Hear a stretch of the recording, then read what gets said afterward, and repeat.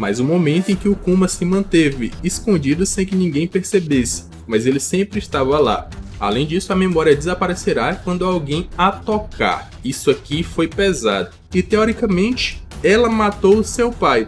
O Kuma muito provavelmente não vai mais voltar. Fala galera, meu nome é Lucas, voltei pra gente ler os spoilers completos do capítulo 1102 de One Piece, que finalmente vai encerrar o flashback do Kuma, e parece que vai ser de uma forma bem emocionante, e a gente vai lá pro site da OPEX, One Piece X, para tudo e qualquer informação que você quiser saber sobre o anime, mangá e notícias de One Piece. A gente já leu os primeiros spoilers aqui, foi o último vídeo do canal, e agora a gente vai para os spoilers completos. Pedido de capa, pedido do leitor na capa. Bonnie está comendo alguns sanduíches feitos por uma matilha de lobos. Mais uma vez, uma capa de um fã e o Oda ainda está demorando para entrar na história de capa, na próxima história de capa, na verdade, que eu quero muito que seja sobre o país de Wano e o que aconteceu depois que os Mugiwaras saíram de lá. O capítulo começa com a jornada da Bonnie. Os piratas Bonnie estavam viajando para uma ilha em busca de Kuma. Ele estava lá, mas quando os piratas Bonnie chegaram, Kuma já havia desaparecido. Os piratas Bonnie sempre deixavam toneladas de crianças e idosos feridos após os seus ataques, que na verdade eram fuzileiros transformados pelos poderes da Bonnie. Então os fuzileiros acreditavam que eles eram piratas realmente malignos. Kuma sabia que Bonnie estava procurando por ele, mas decidiu que não poderia encontrá-la. Então aqui nesse primeiro momento aqui que eles sabiam onde o Kuma estava, mas quando chegaram ele desapareceu, significa que o Kuma sabia, mas não queria ver a Bonnie. Não que ele não queria, mas que ele não podia, porque tinha que manter sua promessa. Corta para a cena em que Luffy recebe sua primeira recompensa. Podemos ver a reação de Luffy e a página de reação mostrada na Jump Festa 2024, com Ace, Jinbe e Sabo. Pouco depois disso, durante o incidente de Enies Lobby, o Kuma visitou o Vegapunk em Egghead. Vegapunk mostrou a ele um exército de pacifistas sendo produzidos e eles discutiram sobre o incidente em Enies Lobby. E esses pacifistas é o que vão ser utilizados lá em Sabaody e depois na guerra de Marineford. Kuma revelou a Vegapunk que Luffy é filho de Dragon. Kuma sabia que era inútil esconder essa informação de Vegapunk, pois já havia prometido dar a Vegapunk todas as suas memórias. Vegapunk não acredita que Luffy é filho de Dragon. Isso aqui é perigoso porque, talvez não nesse momento, porque o Vegapunk já deve ter feito uma limpa no laboratório para ver se ele ainda continuava sendo espiado ou não, ou monitorado ou não. Mas se ele ainda continuasse sendo monitorado, pode ser que nesse momento aqui o governo mundial descobrisse que o Luffy realmente é filho do Dragon, além de ter os poderes da Gomu Gomu no Mi, e aí é que o Luffy estava realmente ferrado mesmo. Kuma. É curioso como um garoto com poderes de borracha está indo contra o governo mundial, assim como o lendário Nika. Vegapunk. Isso é verdade. PPPP. Aqui, essa frase do Kuma faz parecer que, mesmo que o Luffy tenha poderes de borracha, isso não significa que o Luffy é o Nika, mas que o fato dele estar indo contra o governo mundial é que faz ele se tornar Nika. Será que isso foi isso que essa frase quis passar? Porque o Kuma já sabia que Nika tinha os poderes de borracha, ou seu corpo tinha propriedades elásticas. Continuando, corta para um incidente em Thriller Bark. Vimos isso do ponto de vista do Kuma. Kuma viu a tripulação do Chapéu de Palhas lutando contra Moria. Após o incidente, Kuma recebeu uma ligação em Dendemushi com a ordem de se preparar para a guerra contra o Barba Branca.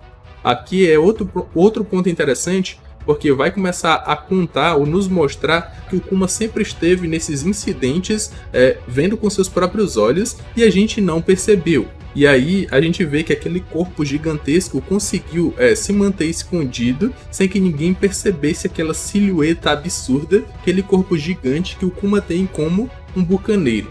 Corta para Sabaody e vemos a cena de introdução da Bonnie, mas agora descobrimos que Kuma estava realmente escondido do lado de fora do restaurante, olhando para Bonnie através de uma janela. Kuma sorriu quando viu Bonnie, mas o momento em que o Kuma se manteve escondido sem que ninguém percebesse, mas ele sempre estava lá. Kuma, ela se tornou uma pirata forte. Kuma ouviu falar do incidente dos Tenryubitos, então ele se moveu imediatamente para o telhado do leilão humano e olhou para dentro. Kuma ficou chocado ao descobrir que Luffy socou um Tenryubito para proteger um tritão. Mais um momento que a gente não percebeu ou não viu de nenhuma forma, e pode ser que depois desse capítulo, vários fãs de One Piece vão reler esses momentos para ver se encontram algum ponto que mostra que o Kuma realmente estava lá. E por incrível que pareça, essas pessoas vão encontrar porque o Oda é absurdo. Ele coloca coisas que em um primeiro momento a gente não entende ou não percebe, mas depois a gente vai reler e essa coisa estava lá. Então não duvido que algum leitor bitolado de One Piece que faz teoria vai encontrar algum ponto que mostra que o Kuma realmente sempre esteve lá. Kuma, isso é um ato rebelde que ninguém conseguiu fazer por séculos. Em seguida, vemos o incidente em Sabaody. Kizaru, Sentomaru e pacifista contra a tripulação do Chapéu de Palhas, do ponto de vista do Kuma. Luffy, eu não pude salvá-los, nenhum dos meus Nakama. Kuma pensando sozinho. Isso não é verdade. Vocês simplesmente não estão prontos para o novo mundo. Não venha até estar pronto, porque você é o homem que um dia poderá salvar o mundo. Nota do tradutor. Não consegui entender pelo contexto do spoiler se ele está falando da tripulação ou apenas do Luffy. Muito provavelmente ele está falando da tripulação como um todo, porque o Luffy sozinho não seria capaz de fazer tudo.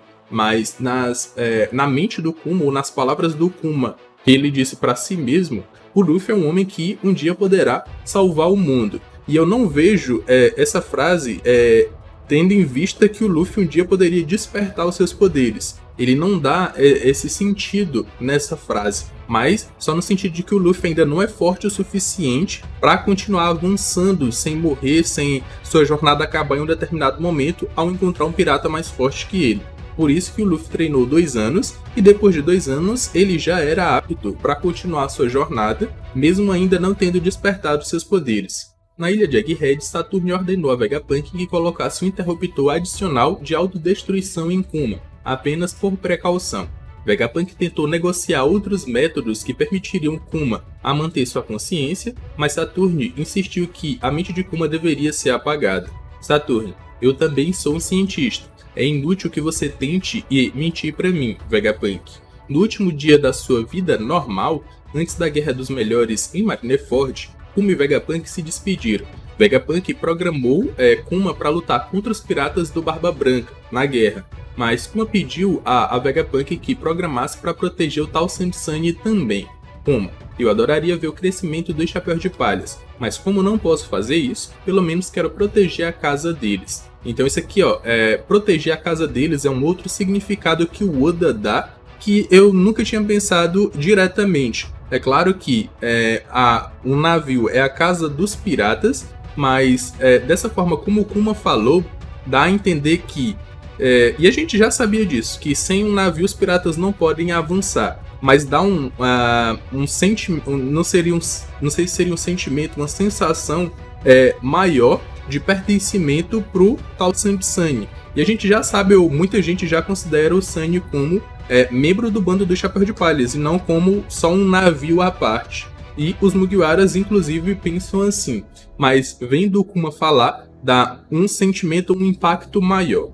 Vegapunk, Kuma, por que você tem tanta fé em Luffy? Kuma, eu sei que Nika é apenas uma lenda, mas prometi a Bonnie que um dia um guerreiro da libertação viria para libertá-la. As ações de Luffy me emocionaram. Acho que ele é um homem que pode acabar mudando os mares um dia. Kuma deu suas memórias a Vegapunk como prometido. A memória de Kuma é como uma cópia da original, então Kuma não esquece nada ao retirá-la com seus poderes. Então, ele foi retirando, mas foi meio que criando uma cópia. Será que é isso que explica o fato de que, depois que ele retira a dor de uma pessoa, essa dor volta para ela?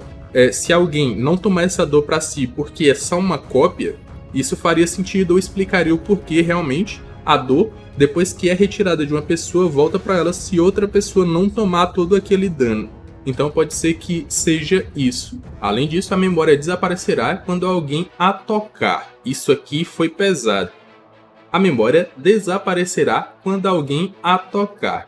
Então o Vegapunk desenvolveu um sistema para observar e estudá-la sem tocar na esfera de memória em si.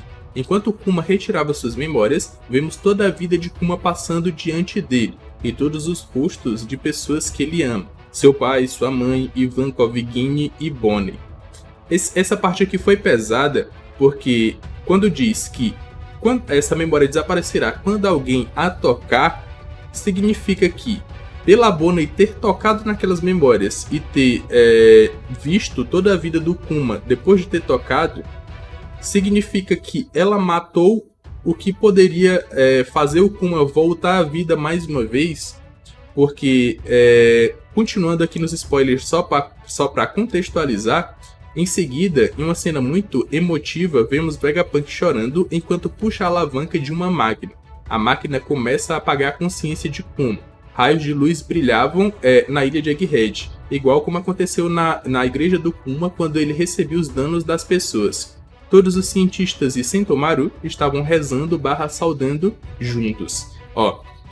Quando ele retirou suas memórias, criou-se uma cópia, e ele continuou com as suas memórias originais. Só que o Vegapunk ligou essa máquina e apagou todas essas memórias originais. O que restou foi só a cópia.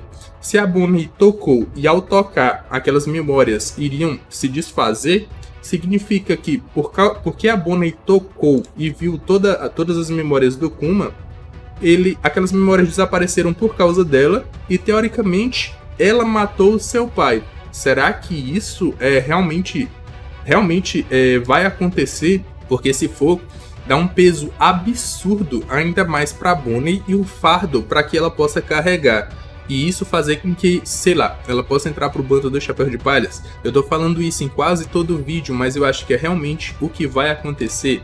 Continuando. Na última página do capítulo, o flashback termina e cortamos para o quarto Nikkyu, na ilha de Egghead. A esfera com a memória de Kuma sumiu e Bonnie está chorando no chão.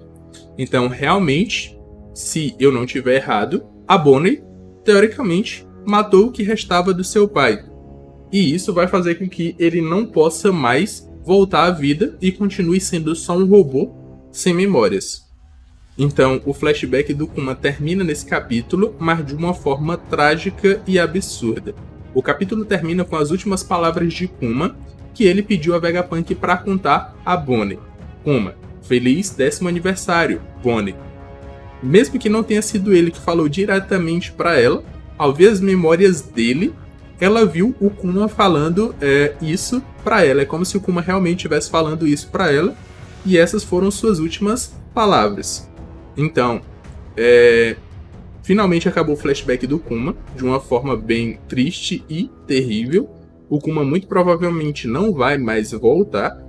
E eu quero saber as suas opiniões em relação a esse capítulo. Foi bem pesado, eu ainda tinha esperanças do Kuma voltar, mas como é One Piece e um passado trágico é um passado trágico, o Oda nos mostrou completamente como um personagem pode ser. Quando o Oda mostra que o personagem tem um passado triste e a gente vê ele no fundo do poço, ali não é o fundo do poço. Tem outros personagens muito abaixo nesse poço aí que sofreram ainda mais. Quero saber as suas opiniões, comentem aqui embaixo que eu vou estar vendo, vou estar dando coraçãozinho pra vocês. Na tela final vou estar aparecendo 2 vídeos que eu acredito que vocês vão gostar. Eu me despeço por aqui, um abraço e valeu!